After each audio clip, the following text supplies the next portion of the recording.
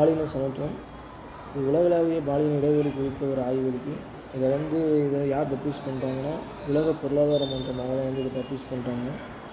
India வந்து இதில் வந்து 129 இடத்துல இருக்குது. கடந்த ஆண்டில் வந்து 2 புள்ளிகள் வந்து கம்மியாகி இப்போ 129 இடத்துல வந்து இந்தியா இருக்குது. அதில் வந்து அந்த ஆய்வு மேற்கொள்ளக்கூடிய ஒரு 4 ஃபேக்டர்ஸை வச்சு தான் இந்த ஆய்வை மேற்கொள்கிறாங்க. அது என்னென்னு பார்க்கும்போது பொருளாதாரம், கல்வி, ஆரோக்கியம், அரசியல் அதிகாரம். இந்த 4 ஃபேக்டரை வச்சு வந்து என்ன பண்ணுறாங்கன்னா, இந்த பாலின சமத்துவத்தை வந்து என்ன பண்ணுறாங்கன்னா தீர்மானிக்கிறாங்க. இப்போது இந்த உலக பொருளாதார மன்றத்தினுடைய நிர்வாக இயக்குநர் யார் இருக்காங்கன்னா, சாடியா சாஹிடி அப்படிங்கிற சாடியா சாஹிடி அவங்க தான் வந்து இப்போதைய நிர்வாக இயக்குநராக இருக்கிறாங்க. அதில் வந்து குறைவான பாலின இடைவெளி விகிதம் கொண்ட முதல் 3 இடங்கள் பார்க்கும்போது ஐஸ்லாந்து, 2வது பின்லாந்து, 3வது நார்வே அப்படின்னு சொல்லி பார்க்குறோம். ஃபஸ்ட்டு பார்த்துக்கிட்டோம்னா, உலகளாவிய பாலின இடைவெளி குறித்த ஒரு ஆய்வறிக்கை வந்து யார் வந்து அளவுக்கு வந்து வெளியிடுறாங்கன்னா, உலக பொருளாதார மன்றமாக தான் வந்து வெளியிடுறாங்க. அதில் இந்தியா வந்து 129 இடத்துல இருக்குது. இதில் ஆய்வு மேற்கொள்ளக்கூடிய ஃபேக்டர்ஸை வந்து 4 இது வச்சுருக்காங்க.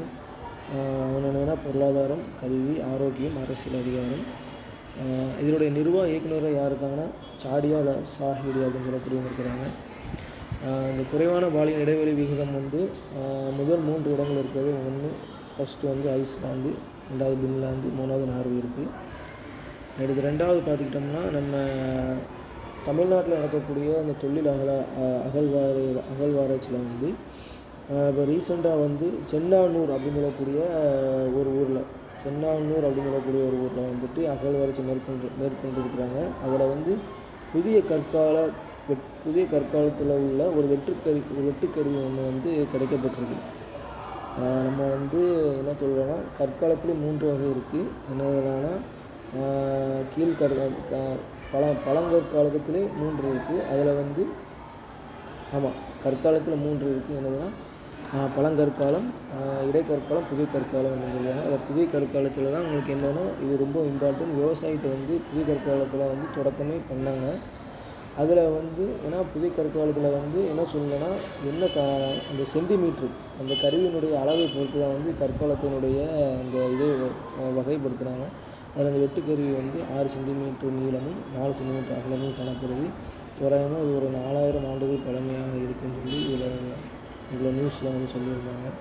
அது மட்டும் இல்லாமல் 6 மாதம் விடுப்புன்னா மத்திய அரசு ஊழியர், ஒரு சென்ட்ரல் கவர்மெண்ட் ஸ்டாஃபுக்கு வந்து வாடகை தாய் மூலம் வந்து குழந்தை பெறுவது மூலமாக 6 மாதம் அவங்களுக்கு விடுப்பு வந்து வழங்குறாங்க.